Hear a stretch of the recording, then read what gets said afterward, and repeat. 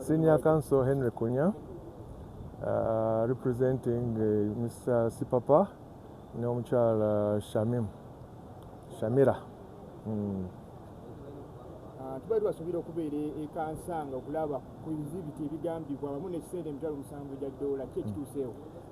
Tufunyeemu obuzibu in the sense that Omujulizzi number 14 abaire supposed okubaawo state batukobe mutasobolere kuyida, so nga tusobola kujaayo nga Omujulizzi azirawo. So kati abantu twebuuza nga kabana mawulire omusango guyimiridde gute essaawa zino Omujulizzi waba nga taliiwo? Omujulizzi nga taliiwo kye bakitegeeza tulina okulinda state prosecution batukobere ekiddako oba bajja kufunayo omuntu owundi oba basobole okufuna omuntu oyo wherever he is, kubanga tebasobole kumufuna olwaleero. Waliwo ebyogerwa mbu essente ezigambibwa okuba ezimu ku bizibiti ku poliisi ekansanga emitwalo 7 gya ddoola ziriiyo. Tegiriiyo. Ekyo tutuyinza kukyogerako kubanga ogwo omusango ogwo responsibility ya prosecution okutukobera oba sente diri oba dizirayo.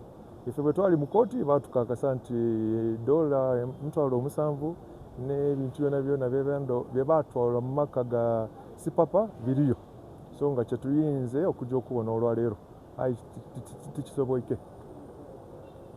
Oba ensonga y'ensizo gendayo nga Omujulizzi tebuliiyo ate mwe bwetaaga nga mwe bagamba nti omwawabira nti yabize.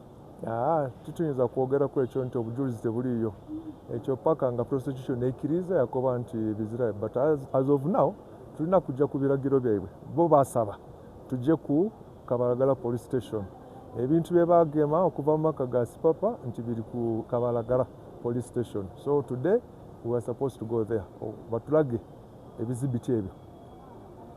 Waliwo essuubi lyonna mwe mulina eri omuntu wammwe kiraga nti essaawa yonna ebikese ebyo byonna nga biweebwa? Yeah, of course we are still very positive. Nga bwe bakoba bulijo katandika butandizi bakali kumaliriza, so as you know very well the burden is still on the prosecution. Balage kituufu nti was involved in this case oba byabakoba mbu he committed, so we are still very positive. Era oyinza twagala oyongere kakasa abantu abali oba oyongere omuntu ayinza okayi Sipapa biki bye bamuvunaanibwa ebitaggwa Omusango bulijjo bwe gitambula because kubaako abantu bangi. There are so many witnesses and so many reasons bring about. Now this is an example. We're supposed to go to Kabalagala, ayo Omujulizzi azirawo. Yes, so toyinza kuba mbu it's not straightforward. Ntojja mu court ku Monday, you come out on Wednesday with the judgment. No, things don't work like that. Since Omujulizzi taliimu tandibadde beta ensonga ne zibanga bukulu bamuta. No, it's just just one. That is just one witness. So far as I said, we are 14th witness. So abandi bayinza okuba bakali. We wait for the prosecution. It is still their case. This is the prosecution case. So until I cannot commit myself. As I said, that is the case for the prosecution. They are the ones who know how many they have in stock. But for us, we are waiting for them.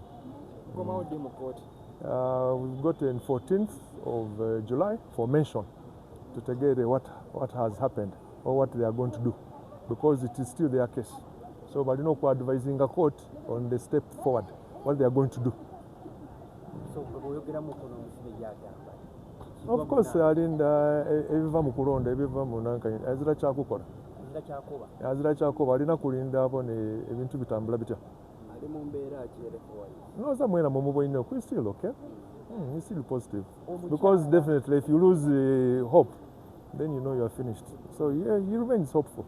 We are still waiting for the best, hoping and praying for the best. Of course, it is inconveniencing. Being away, of course, you know, she's a young mother. I think she left a kid who was about some 3-4 months. So there's that attachment she has lost. But that is what it is. Yeah, she's also on the same indictment.